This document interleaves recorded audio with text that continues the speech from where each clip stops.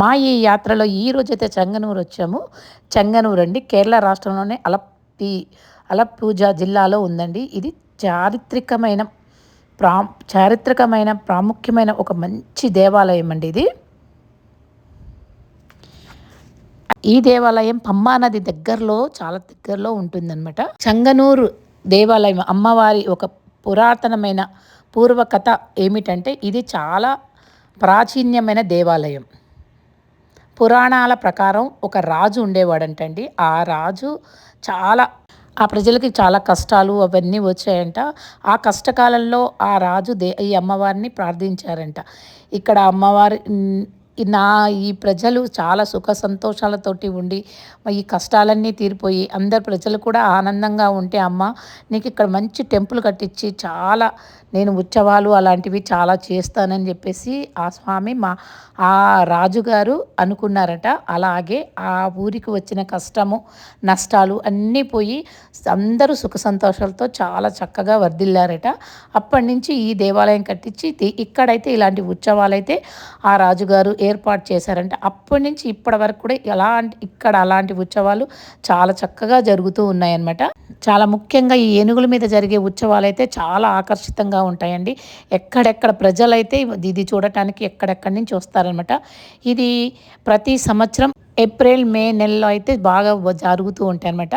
సంవత్సరానికి 3 సార్లు అయితే ఇలాంటి ఉత్సవాలు జరుగుతూ ఉంటాయి. ఏప్రిల్ మేలో అయితే ఇంకా గ్రాండ్గా జరుగుతూ ఉంటాయి అన్నమాట. ఇక్కడ ఇంకా ప్రత్యేకత ఏంటంటే ఈ టెంపుల్లో అమ్మవారు సంవత్సరానికి 3 సార్లు అయితే గర్భగుడిలో ఉన్న అమ్మవారికి వస్త్రం అయితే అక్కడ ఉంటుందండి. ఆ వస్త్రానికైతే రక్త చిహ్నం కనిపిస్తూ ఉంటుందట. అప్పుడు ఆ 3 రోజులు ఆలయం మూసివేస్తారనమాట. 3 రోజుల తర్వాత 4వ రోజు ఇలాంటి ఉత్సవాలు అయితే చేస్తూ ఉంటారనమాట. ఎప్పుడైతే ఆ క్లాత్కి అలా అమ్మవారి రక్త మరకలు కనిపిస్తాయో ఆ రోజు నుంచి అయితే 3 రోజులు గుడినైతే మూసివేస్తారు. ఇదండి చెంగనూరి ప్రత్యేకత అనమాట. ఇప్పటికి కూడా ఇలా జరుగుతూ ఉందన్నమాట. ఇక్కడ ఈ గుడి మొత్తం 8 నుంచి 10 ఎకరాల మధ్యలో ఉంటుందండి. చాలా బాగుంటుందన్నమాట.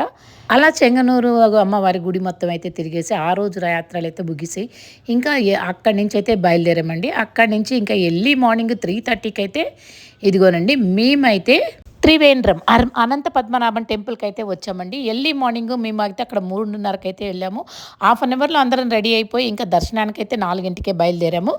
చక్కగా చూడండి ఎంత చక్కగా ఎంత ఓపిక్గా ఏమాత్రం 3:30కి లేసామే నిద్ర లేదని ఎవ్వరికీ లేదండి. చక్కగా దర్శనాలు చేసుకొని అసలు చూడండి ఒక ఫంక్షన్కి రెడీ అయినట్టుగా చక్కగా అలా రెడీ అయ్యి ఇన్ని యాత్రలు చేసినా ఇంత హ్యాపీగా అనమాట.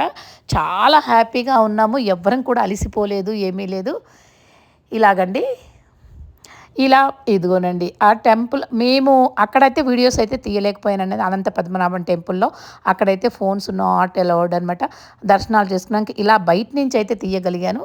ఇదిగోనండి అలా టెంపుల్కి ఎర్లీ మార్నింగ్ 4:00కి దర్శనం చేసుకొని హాఫ్ అన్ అవర్లో మొత్తం దర్శనం అయితే బ్రహ్మాండంగా జరిగిందండి. మాకు 4:30కి అయితే బయటకు వచ్చేసి ఇదిగోనండి అందరూ ఇక్కడైతే ఒక టీ స్టాల్లో అయితే టీ తాగారనమాట.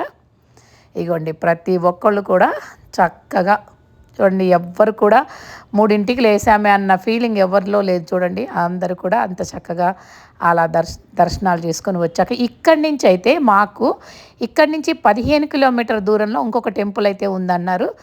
ఇంకా ఎర్లీ మార్నింగ్ అయితే హోటల్ తీసుకున్నాం కదండి. మళ్ళీ ఒకసారి ఇంకా అందరం ఇంకా మా బ్యాగ్లో అవన్నీ సర్దుకొని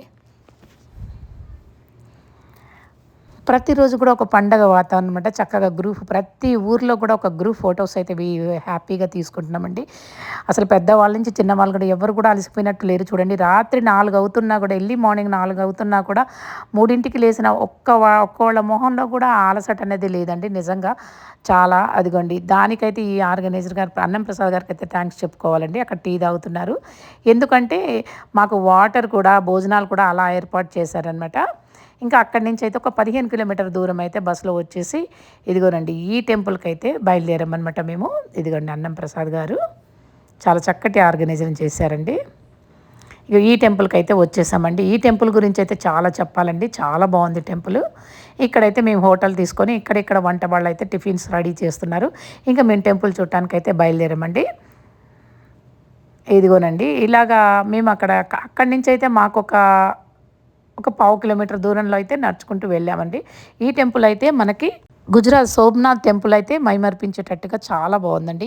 ఈ ఇంకొక వీడియో అయితే చక్కటి వీడియో అయితే మీకు తీసి ఈ టెంపుల్ గురించి అయితే చెప్తానండి. ఈ వీడియో నచ్చితే ఒక లైక్ కొట్టండి, షేర్ చేయండి, సబ్స్క్రైబ్ చేయండి. ఈ టెంపుల్ అయితే నేను నెక్స్ట్ వీడియో ఈ టెంపుల్ గురించే వివరిస్తానండి. చాలా బాగుందండి ఈ టెంపుల్.